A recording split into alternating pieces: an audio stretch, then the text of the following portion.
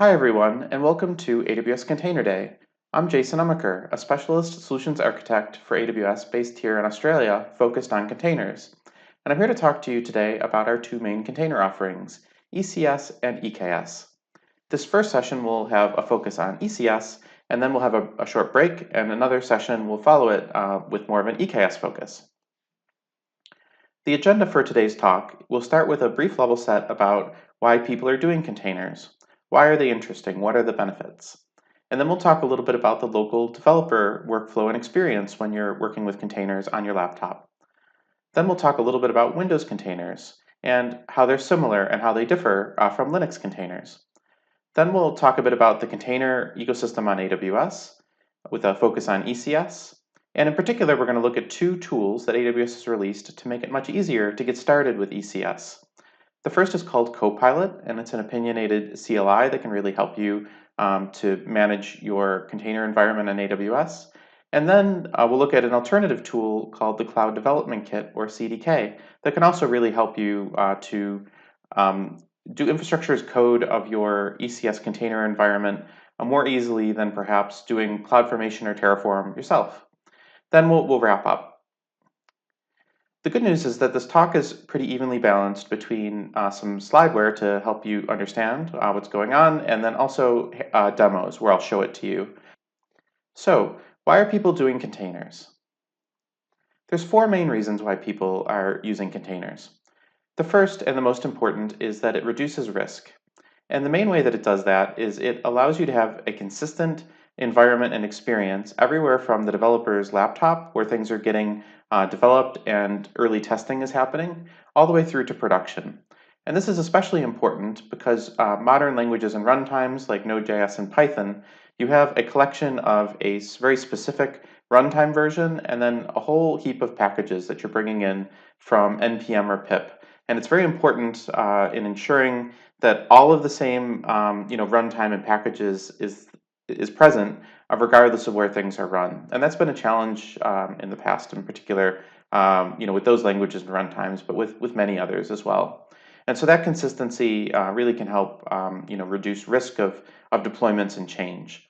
There's another few areas where containers can help with reducing risk. One example is that there's lots of great tooling to scan container images for known vulnerabilities, or CVEs, including one built into our Elastic Container Registry. The next benefit is perhaps a little less important in cloud, but it's certainly much more important when we're talking about on-premise containers, and that's efficiency.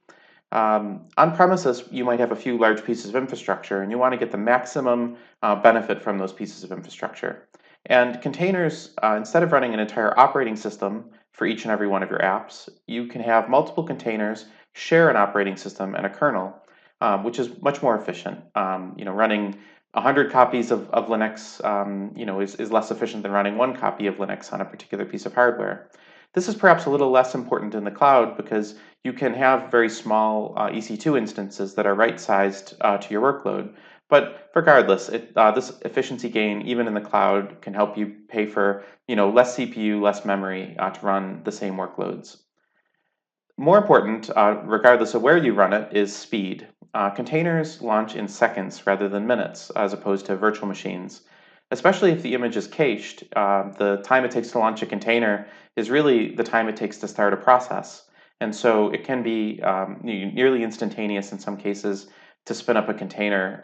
And that means that you can deploy more quickly, scale more quickly, heal more quickly than if you were waiting a couple minutes for a virtual machine to launch. And all of these things combine to really help give you greater agility. If you can make more changes more quickly, safer, then you are going to be able to iterate on your offering much more quickly, add new features, and do it with confidence. And that makes your entire business more agile. The workflow when we're talking about containers starts with a declarative Docker file. And this is a instruction on how to make the container image, which is the shippable artifact that you want. It normally starts with a from line, which often is another container image that you want it to pull down and start from.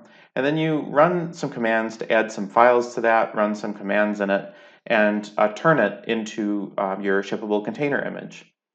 If you do the right thing in this declarative Docker file and, for example, pin all the versions involved, rerunning that Docker file should produce exactly the same container image as before. But often we'll have things in these container images where the versions aren't pinned, and you can't necessarily go back to the Docker file and be 100% sure that it's the same artifact. And that's where the container image comes in.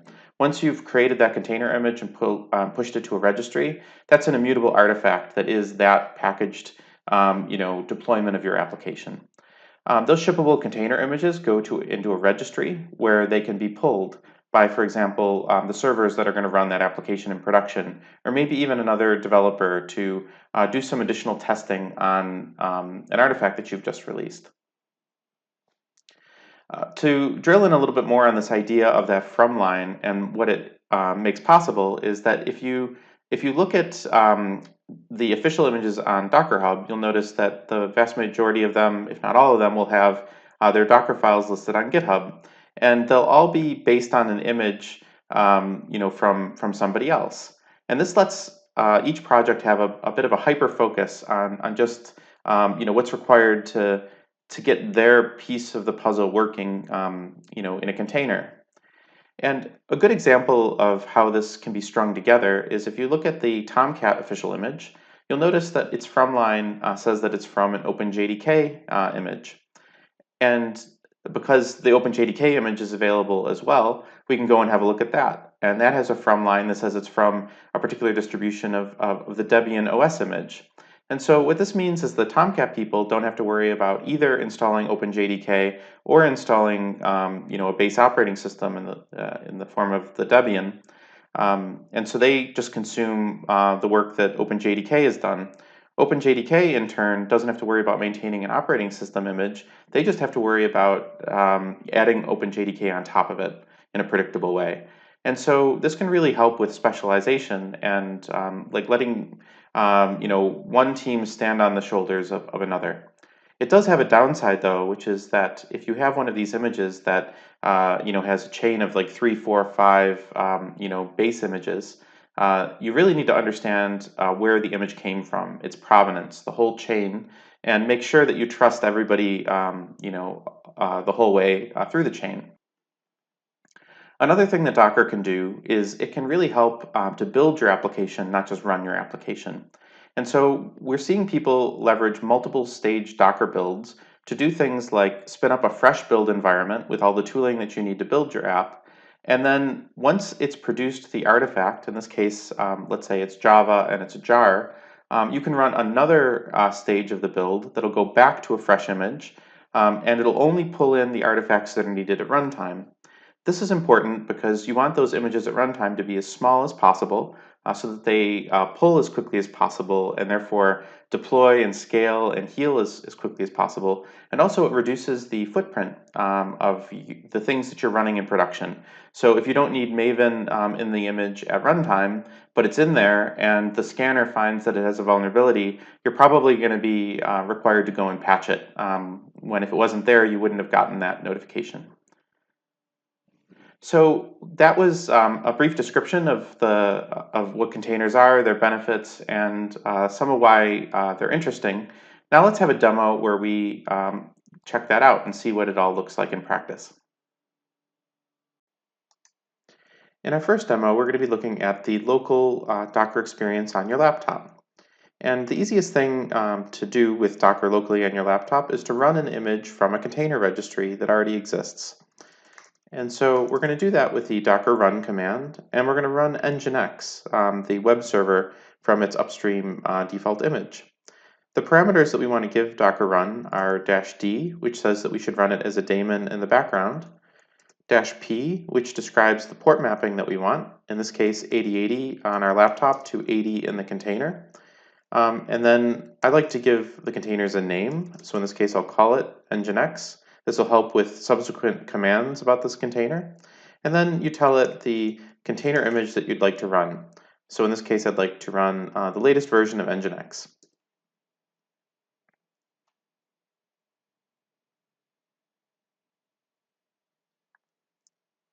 Cool. So that's pulled down from Docker Hub. When you don't specify a location for your registry, it assumes that's where you want to pull it from. And then this line here that starts with like 12AE is the identifier of the container. And so the fact that we see that means that it started. And the way to be sure that it started is to run the docker ps command. So here we have our running Nginx. If we go to localhost 8080, sure enough, we see the index.html default web page that ships with Nginx. So our container is here and running, and a few other things that we can have a look at while that's running is we can have a look at the logging functionality that Docker provides. So if we go Docker logs, and then the name of our container, Nginx, and in this case, I'll do a -- follow, which is their way to tail. Now if we go back here and we refresh, we'll see that you have every time the page loads, the access log is getting output to standard output in the container, and it's getting picked up by Docker logs. So it's nice and easy to troubleshoot what's going on and to tail things. Another thing that's good to do is if you do a Docker stop of your container, it'll immediately stop running. So that was fairly instantaneous. And I can pack my laptop up, go home for the day, and then tomorrow when I come back in, I can do Docker start Nginx. And it'll start running again. I didn't even have to give it the parameters this time. It just picked up exactly where it left off.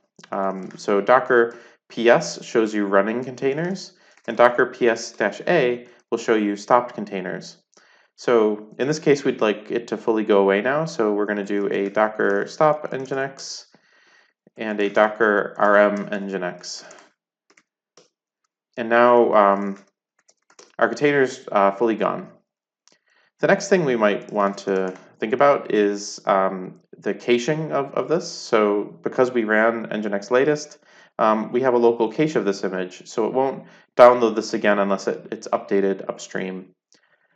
The next thing that we might want to do is instead of just having Nginx run with the default web page, let's add some of our own content to Nginx for it to share. We've prepared a Docker file here that'll do just that. So we start from Nginx latest, which is that image we just ran, but this time we're going to copy some content from our local file system here in this folder to the default path for the content to be pulled from within the container, which is user share Nginx HTML. We're also then going to run a command. In this case, we're going to do an apt-get update and install of the ps command, which we're going to use in a minute.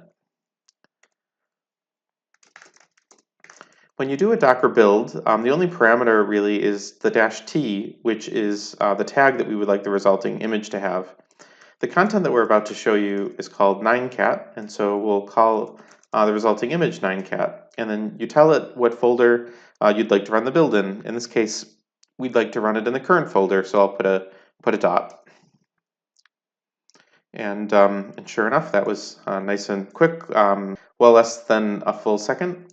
And if we now do a Docker run, the same as before, -d, -p, this time we'll use the name 9cat, and we want to run our new 9cat latest image. And this time we've replaced that default Nginx web page with this static content, which happens to be this trippy 9cat animation. So this is now embedded into the image, so that anybody that pulls this image and runs it will see our 9cat. But let's have a look at one other thing that we can do with our local container environment, and that is connect interactively into the container, maybe to debug something. So we can do a Docker exec. The -it parameter says interactively. We tell it the name of the container or the ID of the container we'd like to connect to, and then we tell it what we'd like to run. And the thing we'd like to run interactively is the bash shell. Now I'm actually inside the container image, and if I do a ps command, I see the Nginx that's running, which is what we expect. I also see myself with my bin bash that I'm connected to interactively. And I guess this ps command shows up as well. But the idea is that I'm now connected to this container, and I can do things like go to that user share Nginx folder and have a look at the contents that we just added to the container. So any tooling that you want to use to troubleshoot maybe in early development environments has to be in the container for this to work, but connecting interactively is almost like SSHing into the container, and it can be useful for troubleshooting. So I'm going to go ahead and exit out of the container. I'm also going to do a docker stop 9cat and a docker rm 9cat. And then the last thing that we wanted to talk about is that multi-stage build thing we were discussing. And there's a good example of that provided by the Spring Boot project on GitHub. And so this is meant to be an example on the way to containerize a Spring Boot app, which is a framework for Java. And you'll notice here that in their example, we don't just have one from line, we have two from lines. This first from line says as build, and this is basically the name for the stage of the build in a multi-stage build. And then you can do things like say copy dash dash from build from the results of this stage into a subsequent container image. So what's happening here is we're copying our source code and our required tooling into a blank OpenJDK container, and then we're running a Maven install. And so you can put all of your required build tools into a container image and then be confident that no matter where the build's being done, that the image will be consistent and all the builds will be consistent. And then we do this in a multi-stage build because I don't need things like Maven and our source code in the runtime container. I just need the compiled artifacts in the container. So it's nice and small and pushes and pulls more quickly. So the way that we do this build is very similar to the way that we did the last one. So it's a Docker build -t, and we'll call this Spring Boot app, and we'll do it in this folder.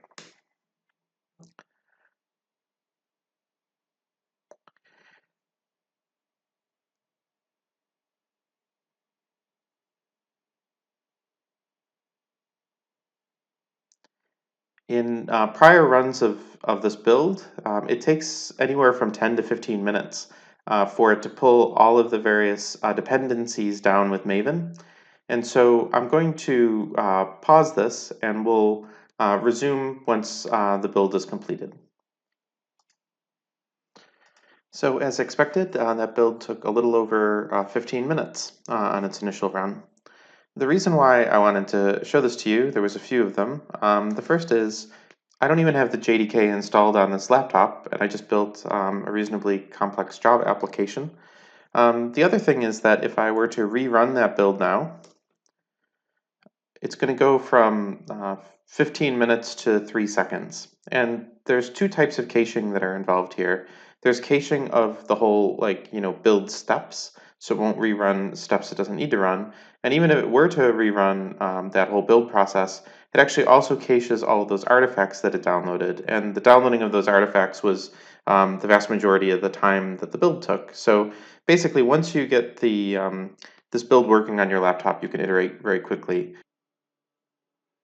Great. So that was our first demo, and now we're going to have a look at Windows containers. So Windows containers have two main differences when compared to Linux containers. The first is that they don't have a feature of Linux called the out-of-memory or killer. And so this is used when you declare a hard limit in your container as to how much memory a particular container should be able to use. The way that this works is in Linux, it will kill that process and that container if it tries to use more memory than it's supposed to use. Whereas on Windows, it's always had this concept of a swap file and virtual memory, and there is no killer like there is on Linux. Instead, you have a situation where a particular container can use all of the memory on the host, and then some. It can actually send the whole host in some cases into swapping. And that makes bin packing of many Windows containers on the same host less common and advisable. And so it defeats, actually, when we were looking at those four benefits of containers, that efficiency argument. If you have to run a like one container per virtual machine, you lose much of that efficiency benefit. The other difference is that, unlike Linux, Windows containers need to have like half of the Windows operating system in the container image, and that half of the Windows operating system needs to match the host's version of Windows. So Microsoft makes a few different editions of Windows base image available to you. Everything from Nano Server, which they describe as ultralight Windows for new application development.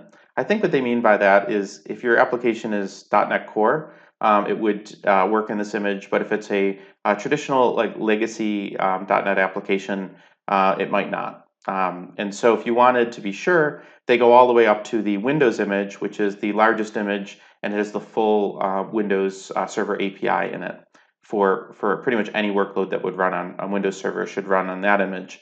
But there's huge difference in the sizes of these images. The Windows image, I believe, is about 6 gigabytes. So this has a couple implications. The first one is that you actually, by having to match the version of Windows, you end up in this chicken or egg problem where if I want to update Windows, I have to go and rebuild my containers with the new version of Windows as the base layer, and then I'll need new servers to host them on that new version of Windows when I do my deployment. The solution to that, at least when it comes to your local development on your laptop, is that Microsoft has introduced another isolation mode called Hyper-V isolation mode. The traditional mode that you would see in Linux, Microsoft calls process isolation, and that's where multiple containers can share a Windows kernel, can really share a machine and give you those efficiency benefits. They recognized that one of the other main things we wanted containers for in that risk reduction is I want to run the same container, exactly the same container on my laptop as I'm running in production.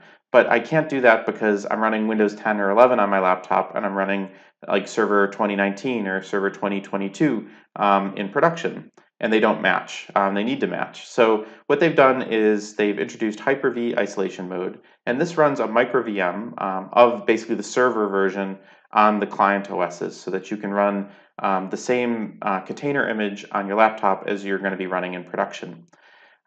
This is the default option on Windows 10 and 11, and so you'll notice launching containers on Windows 10 or 11 by default takes a little while, and that's because it's launching these VMs via Hyper-V. Note that this Hyper-V mode isn't what you use with ECS or EKS. You use process-based isolation by and large, and that's because nested hypervisors don't work on EC2 unless it's the metal type, which are the quite large, where you get the whole piece of equipment types in AWS. So in short, on your laptop you're running Hyper-V mode, and in production you're running process mode, and that's what lets you run the server images on your laptop. So that all said, let's have a look at the experience of using Windows Container. In our next demo, we're going to have a look at the local Windows developer experience.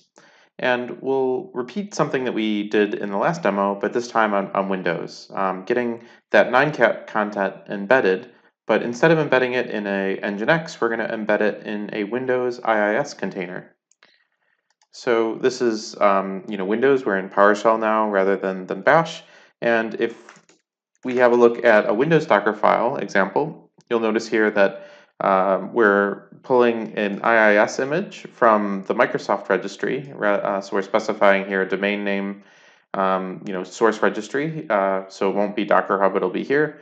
And then in the IIS image, they've got many different operating system versions, which are the different tags. In this case, we're saying that we want it to be Windows Server Core long-term supported 2019. So Windows Server Core is the edition of Windows, and then the version is LTSC 2019. So this is really important, as we described, with Windows containers, making sure that this is going to match the version of the infrastructure we want to run it on in production. We're also going to run a command with PowerShell because you run Windows Dockerfile commands with PowerShell and not Bash. And we're basically clearing out the inetpub www root folder so that we can fill it with the 9cat content. And here's the copy command where we do that. So very similar to Linux, if we do a docker build, and we'll call this 9cat Windows for our tag, and put a dot.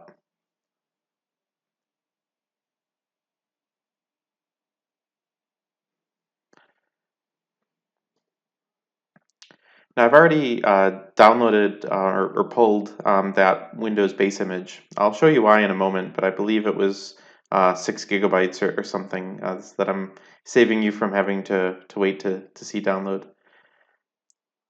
The other thing that you'll notice here too is step 2, where it's running that PowerShell command, it's taking a while. And the reason it's taking a while is because on my Windows 11 laptop here, we are in Hyper-V isolation mode, which is the default. And that's because it's launching a whole virtual machine, so I can run a Server 2019 image on a Windows 11 laptop. So this takes a little bit to launch.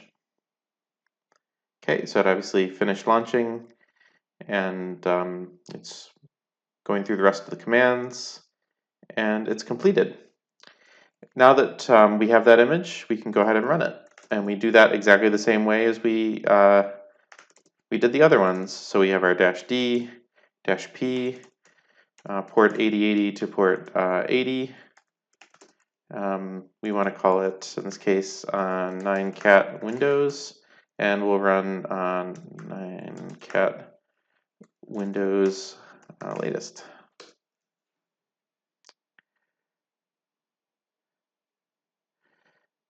So we know that it's finished launching when it takes me back to my prompt. So it'll blink here as it's launching, and then when it takes me back and I see my my prompt back in the folder, I'll know that it's completed. Because once again, it's launching a whole virtual machine with a bit of Windows Server in it in order to run me, and it looks like that's completed. And if we refresh here, we're seeing our 9cat content on localhost like we did before. But if we have a look at the developer tools, and we look at header here as we refresh, sure enough, it's being served by Microsoft IIS 10 and not Nginx. And so that's all there is to Windows containers.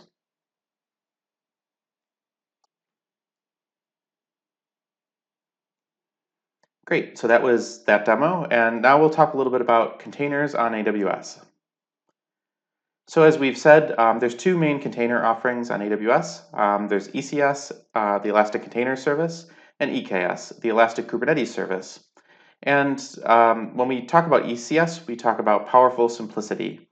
And this is the service that's built into the platform and is kind of an extension of the AWS platform to do containers. Whereas EKS is the Kubernetes project and actually the wider cloud-native ecosystem, bits of that provided for you as a managed service on top of AWS. And so the tagline we use there is open flexibility, because it's based on open source projects that can be run in many cases outside of AWS in a very similar way as you would run them in the cloud. So this first session, as we said, will focus on ECS. And it's important to note that this really is one that is the most managed, and it helps you reduce decisions because these decisions really ultimately turn into just doing the thing that's built into the platform. So on ECS, you might want a load balancer, and that should naturally be an AWS ALB or NLB, which is integrated with ECS. Whereas when you choose Kubernetes, you might choose the AWS load balancer controller, or you might choose the Nginx ingress controller or traffic, or many other options that are available in that ecosystem. And by having fewer decisions and better integrations, that really can reduce the time it takes to build and deploy and migrate your applications if you're happy with the AWS answer to many of these problems.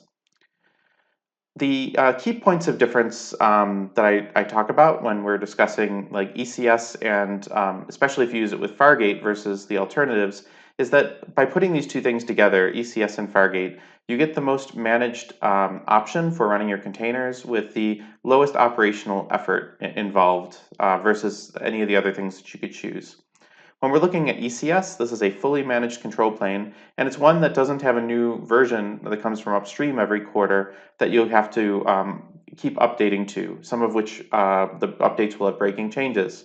It's also free in that you don't pay for the the ECS control plane at all. The EKS control plane costs 10 cents per hour at the time of recording, whereas the ECS control plane is free. And then if you couple that fully managed control plane with Fargate, which is our fully managed data plane, you end up in a situation where you don't have EC2 instances to patch or manage when it comes to running your containers, and you actually get a virtual machine per task level isolation as well, which is much better from a security perspective. And particularly when we started to talk about Windows containers, it solves two of the key problems that we identified with Windows containers. Because there's a virtual machine per task, you don't have this issue with the memory limit not being enforced being a noisy neighbor, because the worst thing that'll happen is it will use all of the memory of its own virtual machine. The other thing it lets us do is have a version of Windows for the host for each and every one of your Windows tasks. And so when you go and update your Windows task to the new version of Windows, you'll just tell ECS, I want that new version of Windows to be the host in the task definition, and you can granularly upgrade like one Windows image at a time through your environment without this like chicken or egg big bang upgrade situation that many customers have faced with Windows containers in the past. So that's the advantages of ECS, but one of the disadvantages has been that it takes quite a lot of CloudFormation or Terraform to put all the pieces together. This is where Copilot comes in.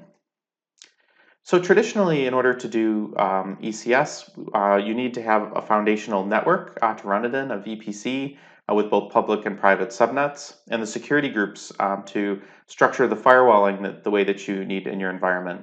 You've needed AWS IAM roles. You've needed Route 53 DNS zones. You've needed CloudWatch for your logging. And then when it comes to ECS, you've needed an ECR repository to host the images that ECS is going to run, an ECS cluster, an ECS task and service definition, and the application load balancer. You have to have already created the target group to pass to the ECS service in order to get ECS to manage that load balancer and add and remove the targets as they come and go from it. And then in many cases, you've had a decision between which infrastructure as code tool are you going to standardize on. CloudFormation or Terraform is another popular one. And then, like, this similar discussion with CI/CD, what tools are we going to use there? So setting all of this up with infrastructure as code has been perhaps harder than we would have liked it to be. And this is where Copilot comes in. So this is an opinionated command line tool, and it will do all of that that we just mentioned for you in a really kind of opinionated and elegant way. It has quite good documentation right in the CLI to help you through the process, both with -- help, and also if you don't specify a parameter, it's really good at asking you the questions that it needs the answers to in an interactive way, and then putting that into a manifest to make it repeatable. It also has really great documentation on GitHub. So I would go as far as to call this documentation beautiful compared to many of the other bits of documentation you may be accustomed to from AWS. And it's well documented with good examples, with screenshots.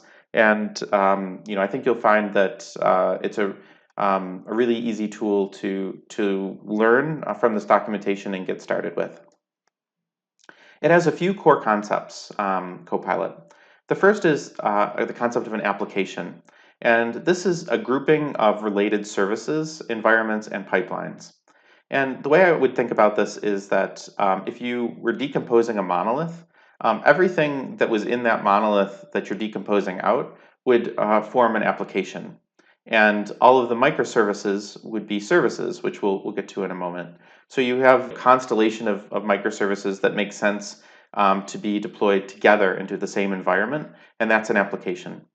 And then once you've defined an application, you can define multiple environments for it. This could be your development and production environments, and even different environments in different regions. So you can have production Sydney, production US as separate environments, and Copilot will provision these and help you to manage them going forward. Some of the things that go into an environment are the network. So what is the VPC and the subnets and the security groups that we want to use. Also, obviously, each environment will need things like its own application load balancer local to that environment tied in with that network. And then finally, we have services. And you can have, for example, an application with one service. Maybe it's your monolith that you plan on decomposing later.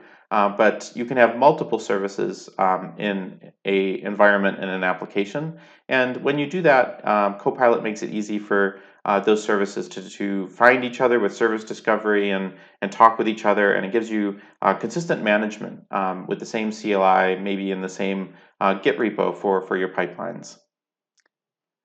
One of the other things that Copilot does in its opinionated approach to things is it will give you a DNS naming convention by default that takes the form of the domain name that you specify, and then there's a subdomain off that that's the application name that you specified, and then a subdomain in that called the environment that you specified, and then the service name.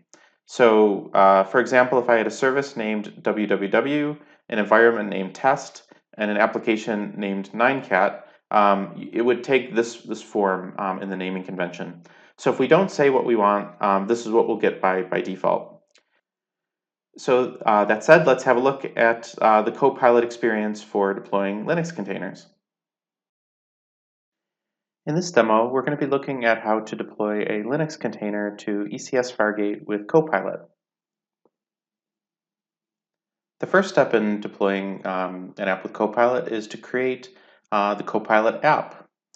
So the app you can think of, once again, as like the collection of microservices that together would be considered like a single, like wider application. So if you had like a monolith and you were decomposing it, this would be all the things that you've decomposed out of the monolith, usually is the way to think about it.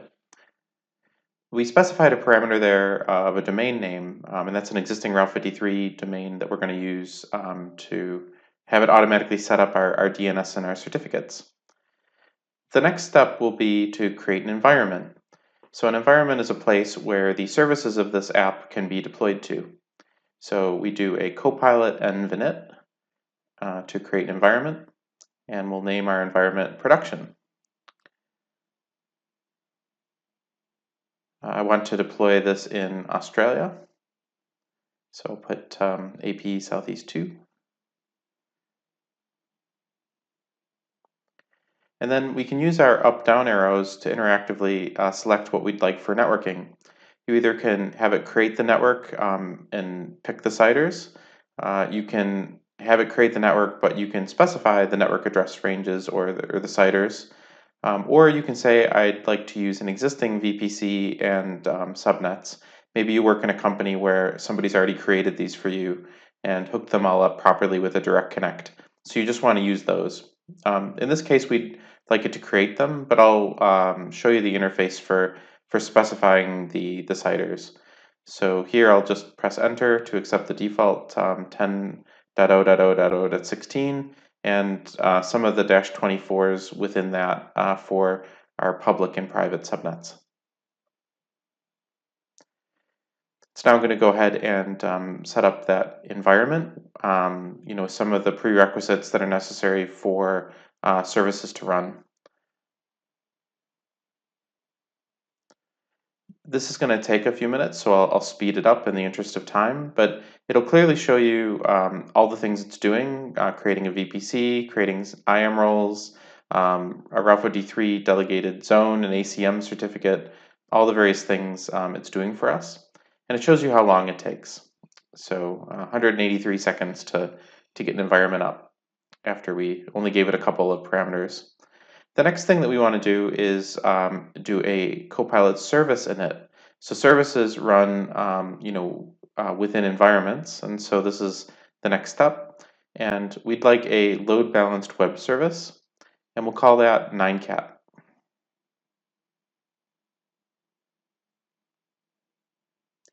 It's asking us which Docker file we'd like to use to build our app.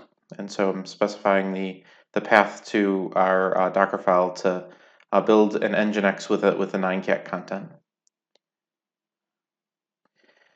So it's going to go ahead now and create a ECR repository where that image should live.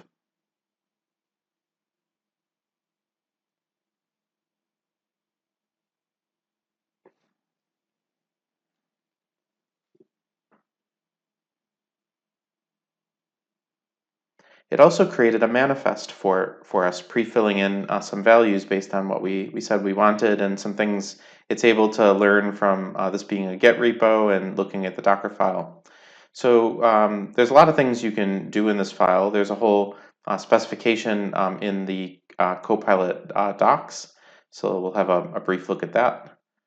And so yeah, these are all of the various things that we can ask for in this file. And it's worth having a read through this because there's lots of things you can do in here, but the defaults are fairly sensible. So we'll pretty much just take the defaults in the file that it generated for us, and we'll tell it we'd like to now do a deployment of our new service.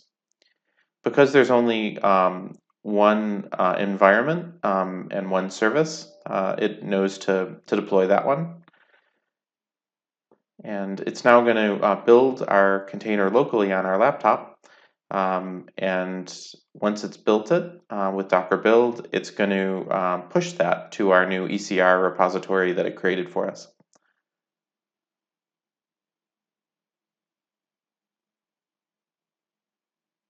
You can see there that it logged into ECR, and now it's pushing it to a private ECR repository in our account.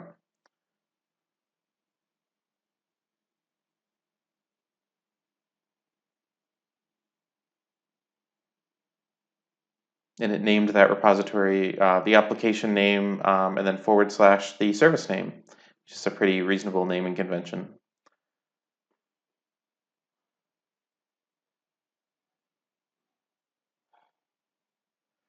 Now it's going to deploy our app, and once again it shows us all of the steps, all the things it's doing for us. And this includes things like setting up our application load balancer, setting up our CloudWatch log group, which will stream all of our logs to, and we can search them there.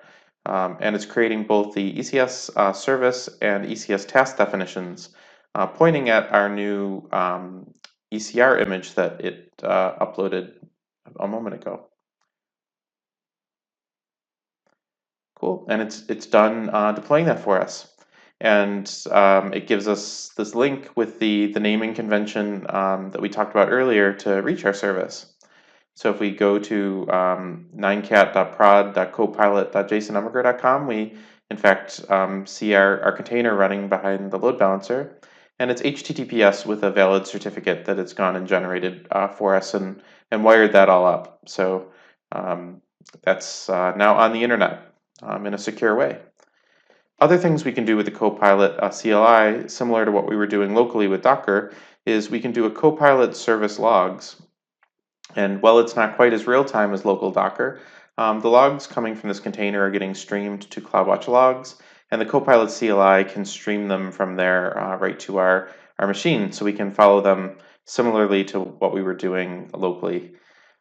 There also is this new feature, Copilot Service Exec, where we can Docker exec into our running container through the ECS control plane and Copilot. And sure enough, here we're running PS within our container, interactively connected, from our laptop.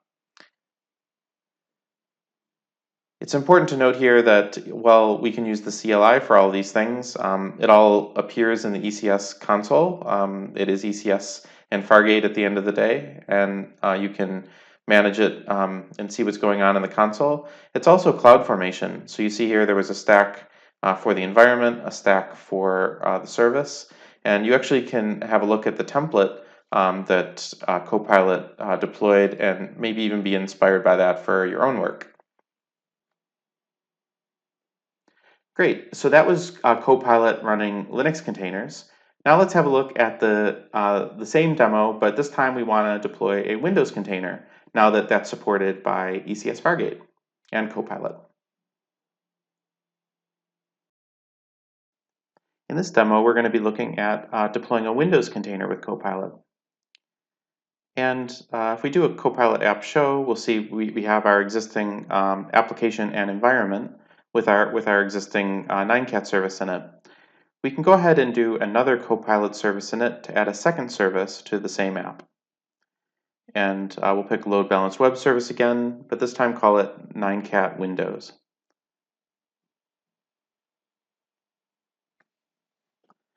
We'll pick our Windows Docker file as the way to make our app image.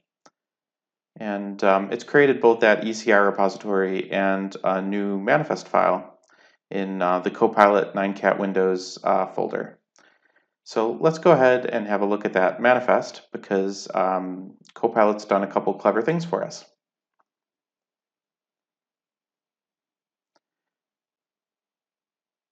Before we get to the clever things, there's one thing I've noticed it does that I want to change, and it's having it go to a URI path of 9cat Windows in addition to a host name of 9cat Windows. And so I found we can go ahead and just change this path to a /, and then it'll just do the routing based on the host name. But if we look down here, you'll notice it's given more CPU and memory by default than it did to our Linux container, and it added this line Windows AMD 64 to platform. It was able to do that because it looked in our Docker file and saw that it was a Windows Docker file, so it automatically put the Windows platform stuff into our manifest for us.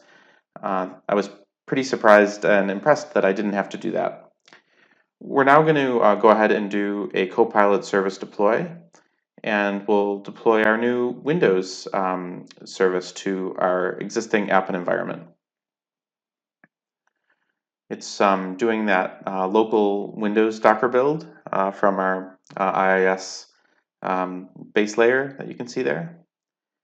And now it's pushing it up to the ECR like it did before. This time as Copilot 9cat-Windows.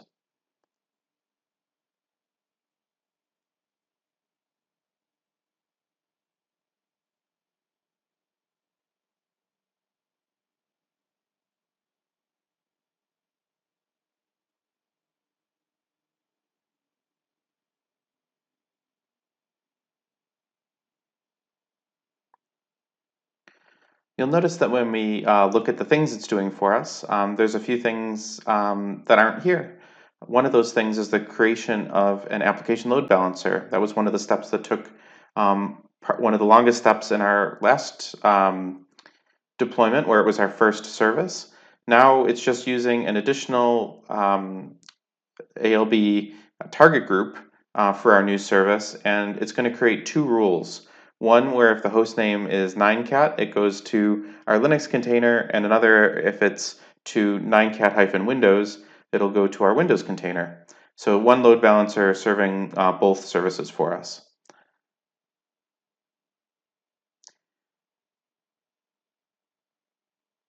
And that's complete now, and we can access our new service at 9cat-windows.prod.copilot. And yep, that's working. Just to confirm, this is indeed a Windows container. We'll look at our headers and see that it's being served by IIS version 10 again, like it was locally. And yeah, here we have, if we do a service list, we've got two services now. Perhaps a better view is an app show, and this will show us our application environment and now two services running. And that's Windows Copilot. Great, so that was Copilot, both Linux and Windows. Now we'll talk a little bit about the alternative to Copilot, perhaps if you need more flexibility or you want to orchestrate much more of the platform than just your containers with one template. And that is the Cloud Development Kit, or CDK. The Cloud Development Kit is a true infrastructure as code in that you're writing the code in Python or TypeScript or Java or C#, and you are expressing what you'd like declaratively in code. And the beauty of this is that the IntelliSense in something like Visual Studio Code will help you to type this. It understands what the parameters need to be. Everything's object oriented, so you create like a new VPC and then you can run functions against that. And so it'll feel much more native and easy to work with for a developer than writing the traditional JSON or YAML that went with CloudFormation. So let's have a look at the development workflow with CDK. So the first step is to do a CDK init, and this will give you a basic like file and folder structure with some example files to get you started. And there's a different CDK init for each of the languages and runtimes that you can use with CDK. So you'd specify, for example, if you wanted Python at this stage.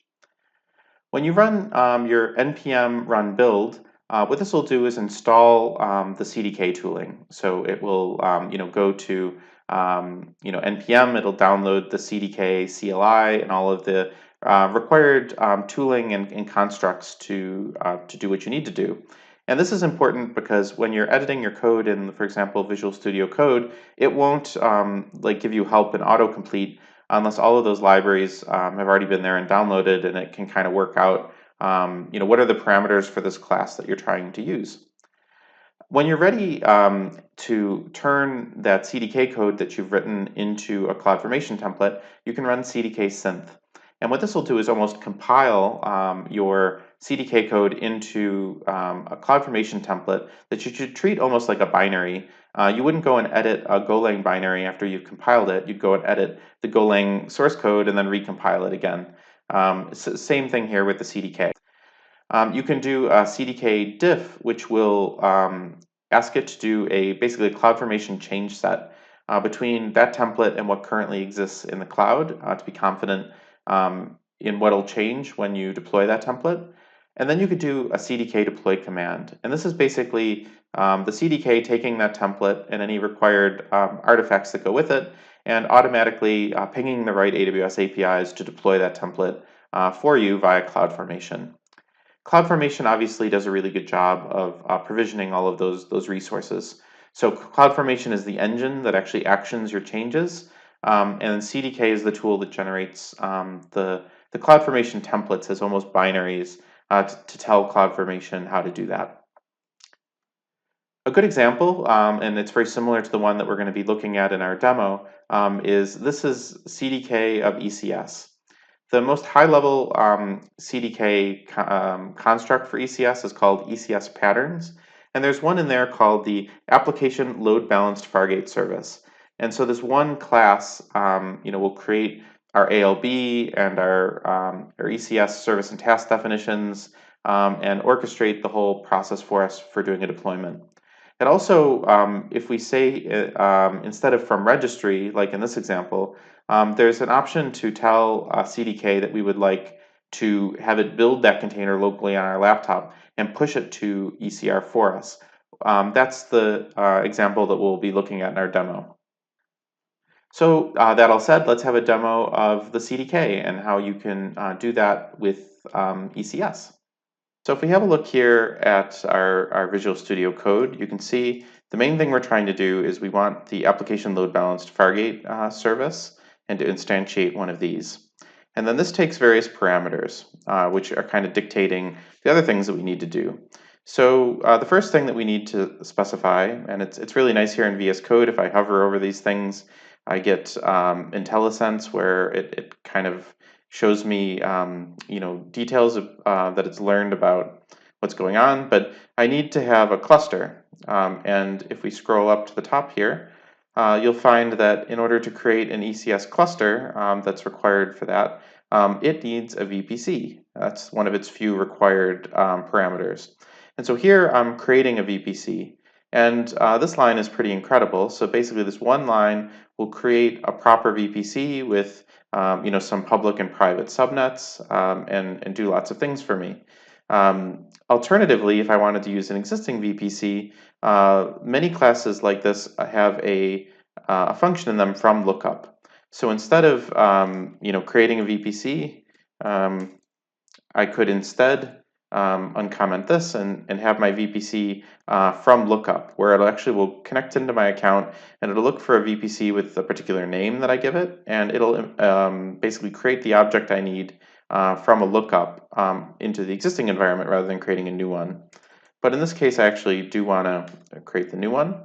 And so in order to get my cluster, I needed a VPC, and so it's creating the VPC, it's creating the ECS cluster. Going through the other parameters here, you actually have to tell it, obviously, what container you want to run.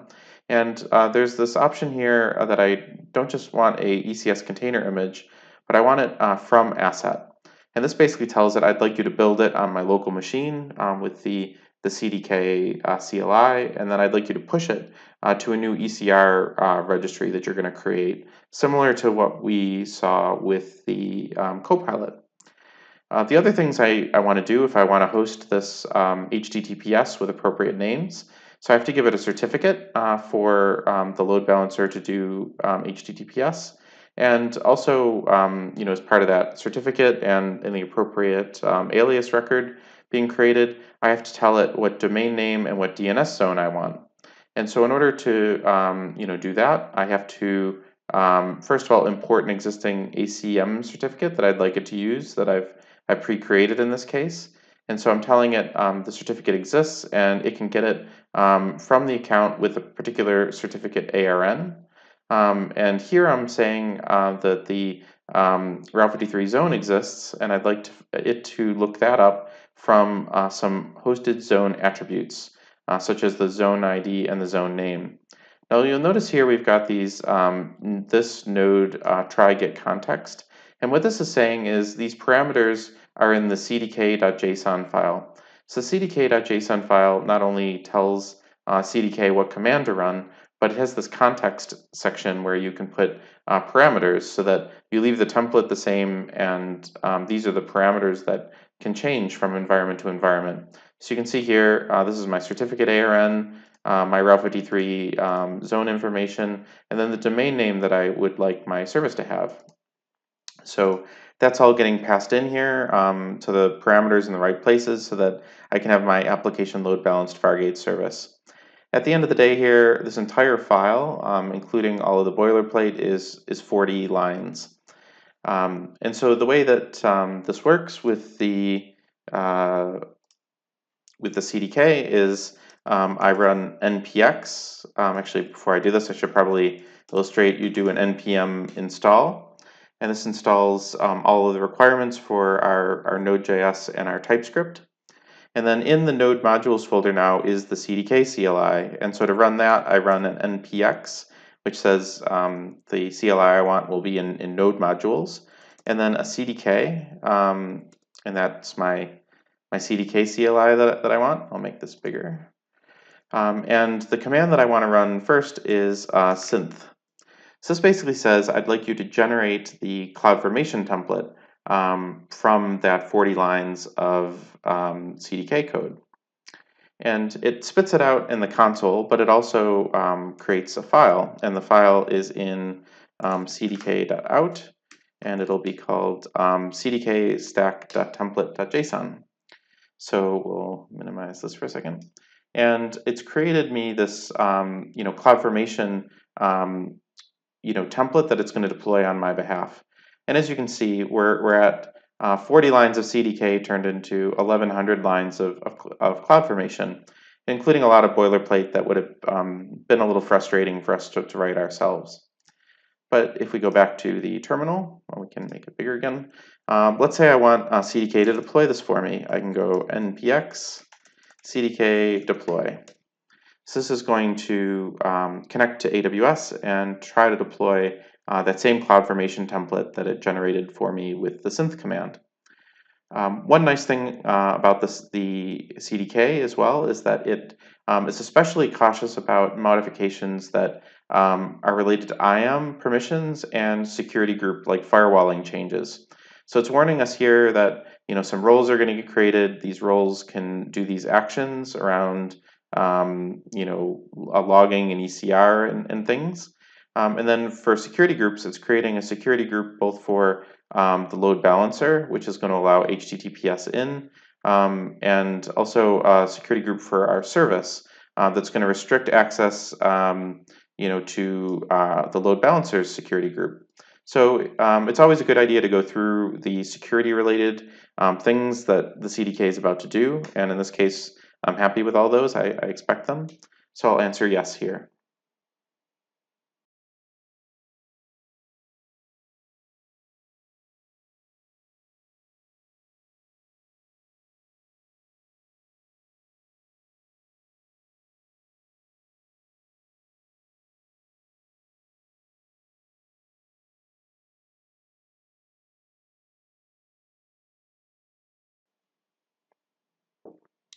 And that's completed. And it's nice enough to not just give us the load balancer address, but because we specified the address we wanted, the 9cat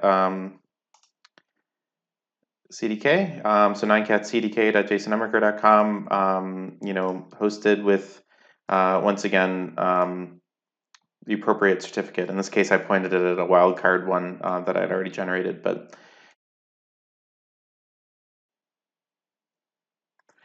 great. And that was our final demo and the end of our talk. So to sum up, containers can help you both with your local development experience as well as with the consistency of your environments as you ship things through to production. ECS together with Fargate is the most managed way to run containers on AWS, and that ECS Fargate now has support for Windows containers, making it the most managed way to run those as well. The development experience has traditionally required AWS tooling and platform knowledge to set up prerequisite things like the VPC before you get started and use things like our container offerings. Both Copilot and the CDK make it easy to do those things and to get started without, for example, needing some sort of a cloud team to come in and do a bunch of work for you first. And it's no longer the case that you have to even write your own ECS service and task definitions in JSON.